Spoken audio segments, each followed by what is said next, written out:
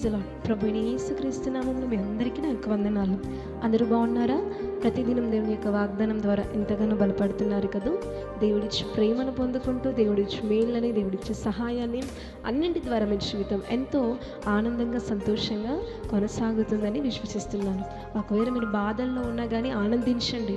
ఎందుకంటే దేవుని వాక్యం సెలవిస్తుంది, శ్రమల్లో కూడా తప్పించుకున్న మార్గం దేవుడు మీకు ఇస్తాడు.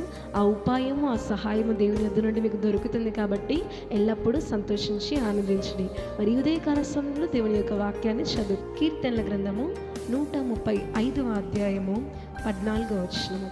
యెహోవా తన ప్రజలకు న్యాయము తీర్చును. ఆమేన్. చాలా చక్కటి వాగ్దానాన్ని దేవుడు మనకు అందించి ఉన్నాడు. దేవుని వాక్యం సెలవిస్తుంది ఏంటంటే, దేవుడు తన ప్రజలకు న్యాయము తీరుస్తాడని దేవుడి రోజు మనకు వాగ్దానం చేస్తున్నాడు. నీ దగ్గర ఏమి ఉన్నా లేకపోయినా, నీ లేమిడి స్థితిని బట్టి అనేకులు నేను అన్యాయం చేసి నేను చున్ను చూపు చూస్తూ నేను త్రోసివేస్తున్నారేమో, కానీ న్యాయం దేవుని చేతుల్లో ఉంది. తీర్పు తీర్చడం దేవుని చేతుల్లో ఉంది. భయపడాల్సిన అవసరం లేదు. దేవుడి చేతిలో నువ్వు ఉన్నావు, దేవుని పిలుపులో ఉన్నావు, దేవుడు నిన్ను ప్రతిష్ఠించుకున్నాడు. కాబట్టి ఏ విషయంలో కూడా దేవుడు నీకు అన్యాయం చెయ్యడు. అన్యాయం చేసే దేవుడు కాదు మన దేవుడు. మనుషులు అన్యాయం చేసినప్పటికీ కూడా దేవుడు తన చేతిలోనికి ప్రతిదాన్ని తీసుకొని న్యాయాన్ని ఖచ్చితంగా జరిపిస్తాడు. న్యాయం కోసం మనుషులు ఎందరినో వెతుకుతున్నారు, కానీ నీతి న్యాయములు ఆయన చేతిలో ఉన్నవి. నీతి న్యాయములు ఆయన సింహాసనములకు ఆధారములై ఉన్నవి. కనుక దేవుడు న్యాయవంతుడైన దేవుడు నీతో ఉన్నాడు. కాబట్టి అన్యాయం నీ జీవితంలో జరిగితే నువ్వు బాధపడాల్సిన అవసరమే లేదు. నువ్వు ప్రతిదాన్ని దేవునికి అప్పగించు. ఏ విషయంలో నువ్వు మోసపోతున్నావో, ఏ విషయంలో నీకు ప్రజలు అన్యాయం చేస్తున్నాడో, ఏ విషయంలో నీకు అన్యాయం జరిగిందో, నువ్వు చేసిన దానికి సరైన జీతమో కానీ సరైన ప్రతిఫలం కానీ నువ్వు ఏ విషయంలోనైతే పొందుకోలేకపోతున్నావో, ఖచ్చితంగా దాన్ని ఆధారం చేసుకొని ఆ ప్రాబ్లమ్ని, ఆ సమస్యని, ఆ ట్రబుల్ని నువ్వు మనుషుల దగ్గరికి వెళ్ళి మనుషులకు చెప్పుకోవడం కాదు, కానీ దేవుని దగ్గరికి వెళ్ళి దేవునికి చెప్పుకో. దేవుడు ఒక్కసారి తన చేతిలోనికి నీకు జరిగిన అన్యాయాన్ని తీసుకొని ఉంటే, న్యాయవంతుడైన దేవుడు ఎలా న్యాయం తీర్చాలో దేవుడు అలాగే న్యాయం తీరుస్తాడు. ఎందుకంటే సమస్త అధికారులు, సమస్త ప్రజలు ఆయన అరచేతుల్లో ఉన్నారు. కాబట్టి ఆయన ఏదైనా చేయగల సమర్థుడై ఉన్నాడు.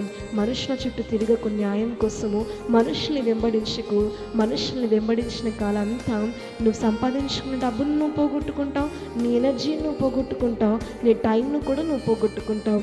అవన్నిటినీ వదిలేసి న్యాయం కోసము, అన్యాయం జరిగితే దేవుని పాదాల దగ్గరికి రా. ఖచ్చితంగా దేవుడు అంటున్నాడు ఏంటంటే, నేను నీకు న్యాయం తీరుస్తానని ఈరోజు దేవుడు నీకు వాగ్దానం చేస్తున్నాడు. న్యాయవంతుడైన దేవుడు మనతో ఉన్నాడు. కాబట్టి మనం అన్యాయస్తులము. అన్యాయం మన జీవితంలో జరిగితే న్యాయం కోసం దేవుని దగ్గరికి మనం రావాలి. ఈరోజు ఈ వాగ్దానం మీద ఎందరైతే విశ్వాసం కలిగి ఉన్నారో వారందరి జీవితంలో దేవుడు న్యాయాన్ని జరిగించుగాక. ఆమేన్. ప్రార్థన చేసుకుందాం. పరలోకమందున్న మా తండ్రి, చాలా చక్కటి వాగ్దానాన్ని ఈరోజు మాకు అందించినందుకు నీకు వందనాలు. న్యాయం కోసం మేము ఎంతో తిరిగి చివరికి మేము ఎంతగానో పోగొట్టుకున్నామయ్యా. న్యాయం మాకు దొరకట్లేదు పరిశుద్ధాత్మ దేవుడా.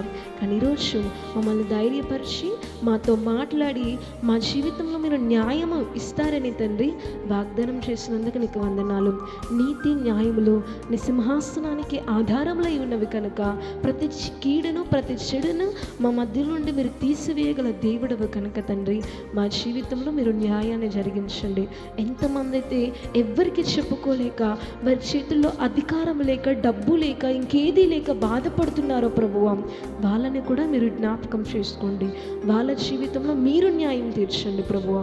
మీరు మీ చేతిలోనికి తీసుకున్న ప్రతిదాన్ని సఫలవంతంగా మీరు కంప్లీట్ చేయగలరు తండ్రి. అట్టి కార్యాలని నీ వైపు చూస్తున్న ప్రజలకు మీరు జరిగించండి. మహిమ, ఘనత, ప్రభావమును చెల్లించుకుంటూ నమ్మి విశ్వసించిన ప్రతి జీవితంలోనూ ఈ వాగ్దానం నెరవేర్చబడుటకు సహాయాన్ని అందించమని ప్రభు యేసుక్రీస్తు నామములో అడిగి బతులాడి వేడుకొంచున్నాము తండ్రి. ఆమేన్.